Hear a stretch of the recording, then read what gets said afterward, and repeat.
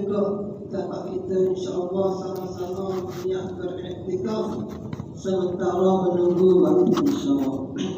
Semoga amalan kita ni mendapat rahmat dan berkat daripada Allah Subhanahu Wa Taala. Amin. Jadi pada minggu lepas membicarakan mengenai permulaan kepada suatu bab yang baru, dinamakannya bab wudu. Jadi maka habislah pembicaraan mengenai bab penjagaan diri, bab menguliah diri, bab suci habis dah, bab najis pun sudah habis. Maka dia masuk pada bab yang menyatakan mengenai wudu. Jadi saya nak panah-panah tadi semua yang tahu lah kodoh ni wudu di lagu mana. Besok waktu setiap hari kita buat wudu ni. Jadi semoleknya tiap-tiap hari kita duduk ni, kita nak jagalah wudu kita. Boleh pahala setiap masa bila mana kita ada wudu. Sebelum tidur disunatkan kita berwudu. Nak mula pergi perjalanan, nak tubik rumah, semuanya kita ada wudu. Wudu ni mari daripada kata dasar wadu'an. Wadu'an ni dengan maksud menyampaikan sapa, menyampaikan. Jadi sini nak jenuh ayat sapa kepada dia, nak suruh menyampaikan air pada anggota yang anggota wudu wajib tu. Bermula rukun wudu itu 6 perkara ada ni. Maka 4 perkara daripadanya ni tadi. Sabit yakni ada. Sabit dengan makna ada. Sabitun. Ada ia 4 perkara tu. Dalam Quran, dalam nas Quran dengan makna nas. Dengan makna dalam nas Quran. Itu yang tersebut pada firman Allah Subhanahu Wa Taala, Ya ayyuhallazina amanu idza qumtum ila shalah faghsilu wujuhakum wa aydiyakum ila al-marafiq wamsahu bi ru'usikum wa arjulakum ila al-ka'bayn. Jadi empat daripada perkara wajib rukun ni, perkara wajib rukun wudu tu ada dalam Quran. Dua lagi mana dia ambil? Apa dia masuk ayat Quran saat ni? Yakni hai segala wahai segala mereka yang percaya akan Allah Ta'ala dan juga percaya akan segala pesuruhnya. Beriman masuk dia ni. Siapa percaya akan Allah Ta'ala dengan maksud adanya Allah Ta'ala, percaya akan sifat-sifat kamalatnya, dan mustahil dengan sifat-sifat yang tidak layak bagi dia Allah Ta'ala. Percaya situ. Dalam sifat 20 dia ada ayat lah secara jelas. Lagu mana ada tu ada lagu mana. Dan percaya akan segala pesuruhnya, yakni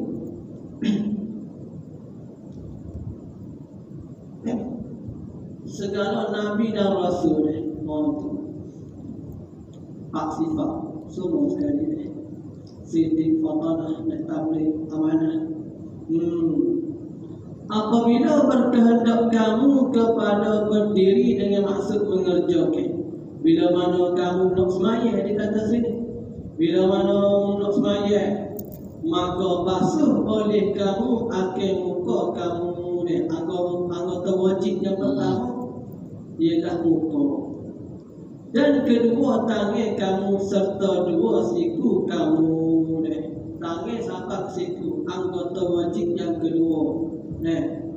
Dan sapu boleh kamu akan setengah kepala kamu. Mazhab kita, mazhab Syafi'i, sekurang-kurangnya 3 rambut sampai ke umbi. Situ. Yang afdalnya lagu mana? Rata habis. Mau lagu tu rata habis tu yang afdalnya.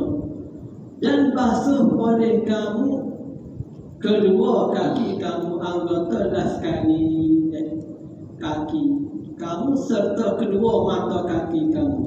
Mata kaki tu sudah jarilah. Situ. Tu empat perkara rukun wuduk ni ada di dalam Quran.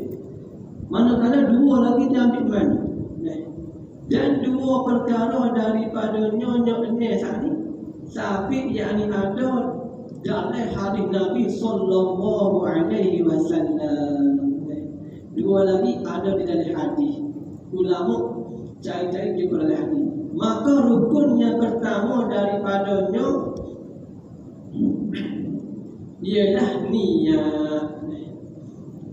Hadis yang pertama dalam hadis 40 yang dikumpulkan oleh Imam Nawawi. Hadis 40 menceritakan 40 mengenai niat.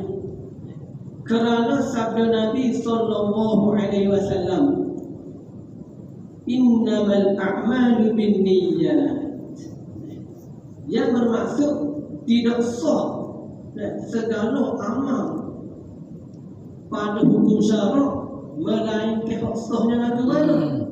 Dengan yang berserta dengan niat. Kena ada niat. Amalan kita ni kalau tidak ada niat tak sah. Itu maksudnya. Riwayat Bukhari dan Muslim. Situ. Pentingnya kita jaga niat. Jadi sini di ayat mula-mula sekali kita kena tahu bab niat dulu. Rukun yang pertama dalam wuduk menceritakan mengenai niat. Syahidan. Habis itu adalah bagi niat itu 7 perkara. 7 perkara yang perlu diketahui mengenai bab niat. Bahawa seseorang itu faham apa dia tu maksud niat itu ke beliau. Situ. Niat adalah bagi niat itu hakikat. Hakikat itu pengertian dia dan hukum dia, hukum niat. Dan mahal ni kena kepada tempat. Tempat niat tu mana? Mahal, tepat. Dan zaman, masa mana kita nak niat ni? Zaman ni maksud dengan maksud masa mana, ketika mana nak niat. Situ. Dan kaifiat ni cara-cara lagu mana niat yang sah. Ada niat hak tidak sah. Situ kena tahu juga cara-cara dia niat. Dan syarat dia supaya sah tadi. Dan maksud ni tujuan niat tu apa dia? Inilah 7 perkara bagi niat. Situ. Kita kena tahu 7 perkara ni, barulah kita betul-betul faham mengenai bab niat ni. 7 perkara. Banyak deh. Kena faham lah. Lagu mana niat ni dengan 7 perkara ni. Inilah 7 perkara bagi niat yang telah menghimpunkan akan dia 7 perkara ni oleh setengah ulama himpun 7 perkara ni. Kena tahu barulah seseorang tu faham apa dia tu maksud niat. Dengan katanya ulama, haqiqatu hukmin mahallu wa zamani. Dia bagi syarih. Haqiqatu hukmin mahallu wa zamani. Kaifiyatu syartin wa maqsudu husnin. Jadi syair itu mengandungi 7 perkara yang perlu difahami, barulah seorang itu faham apa dia niat tu dia. Sayung dia yang semolek-moleknya bahawa diketahui akan tiap-tiap satu daripada nyonya 7 saat ni. Tu moleknya kita orang Islam ni tahulah apa dia sebut-sebut. Gapo dia 7 tu yang menguraikan bab niat. Maka hakikat niat pada luruh, pengertian niat pada luruh ni gapo dia? Maksud dia punya pengertian, dia hakikat tu dengan makna tafsir atau pengertian niat pada luruh, iaitu qasd. Artinya apa dah qasd ni? Iaitu menyahaja, sengaja, sengaja, bukan terperanjat dah, bukan dengan hal kata terkejut dah. Kita sengaja, menyahaja tu dengan maksud sengaja. Dan hakikat pada hukum syarak apa dia pula? Istilah wuduk ni dari segi syarak, qasdu syai'i muqtarinan bi fi'li. Artinya menyahaja akan sesuatu yakni amalan. Kita buat sengaja, kita buat satu amalan ni, padahal serta ia amalan ni berserta dengan apa dia? Berserta dengan perbuatan. Tu maksudnya qasdu syai'i muqtarinan bi fi'li. Qasd nak buat satu benda berserta dengan buat selalu. Tu. Bukan niat, bukan qasd sajalah. Dia kena serta dengan perbuatan sekali. Tu dah dipanggil niat. Tu maksudnya. Jadi dia hurah lagi. Maka sekiranya tiada berserta ia perbuatan dengan dia amalan tadi, dia niat saja, tapi perbuatan tak buat, gapo dia dipanggil tu? Seperti lagu mana? Kemudian berbuat sesuatu itu daripada menyahajakan dia. Maksudnya gapo dia? Amalan tu buat kemudian, tapi niat dah. Contoh lagu mana? Contoh kita boleh mari sini. Pagi azan. Siapa nak keluar 3 hari, 7 hari, seminggu, sebulan, 4 bulan. Tu contoh dia. Jadi orang buat agak tangan kita 4 bulan, contoh 4 bulan, 3 hari. Tu dipanggil apa dia? Tak buat lagi, tak tobik lagi dakwah tu. Tu dipanggil azam. Azam, cita-cita. Cita-cita nak buat tu boleh pahala tu. Situ. Jadi pengertian tu berbeza. Di antara niat dengan azam ni berbeza. Niat dia berserta dengan perbuatan. Qasd berserta dengan perbuatan. Manakala azam pula dia hanya qasd saja. Dia nak saja. Dia bagi azam, dia bagi. Azam, bagi azam dia bagi. Kata jemaah tabligh. Kita 4 bulan, contoh, ataupun seminggu. Itu dipanggil azam. Azam.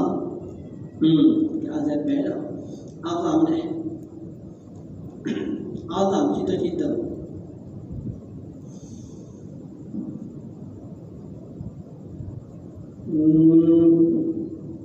Dan hukum niat itu daripada hukum dia.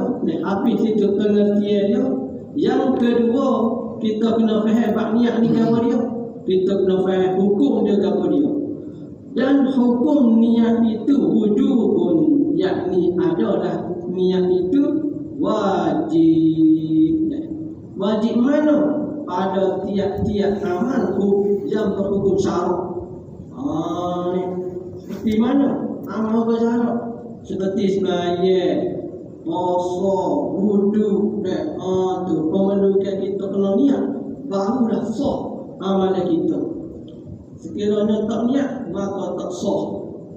Maka disebabkan itulah dia dihukum sebagai wajib. Situ. Niat itu hukum dia wajib pada tiap-tiap amal hukum syarak seperti mana sembahyang, puasa, wudu. Okey, situ.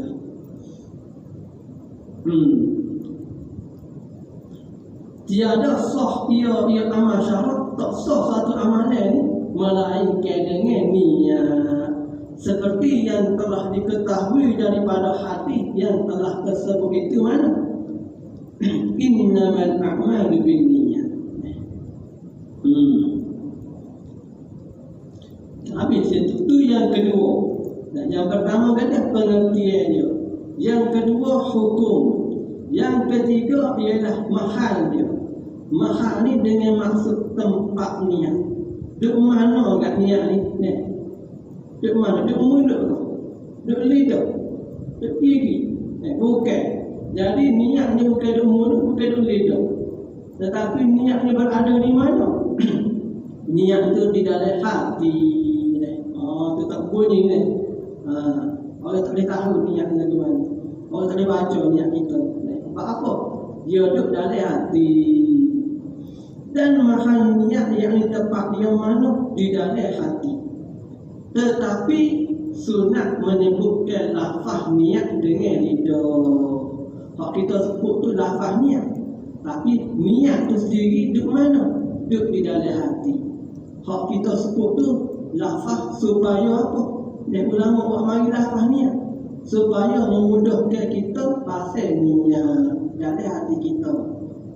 So orang kata bid'ah lafaz ni. Dan Nabi tak buat. Contoh.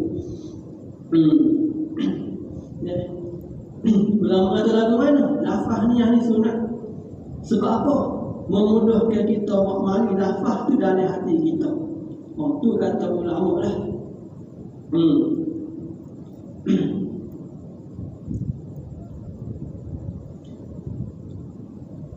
Dan tetapi sunat menyebutkan lafaz niat dengan lidah. Tu. Kalau wujud kat nawaitu raf'al hadasi. Buat mari dari hati. Ketika mana? Ketika kita membasuh muka.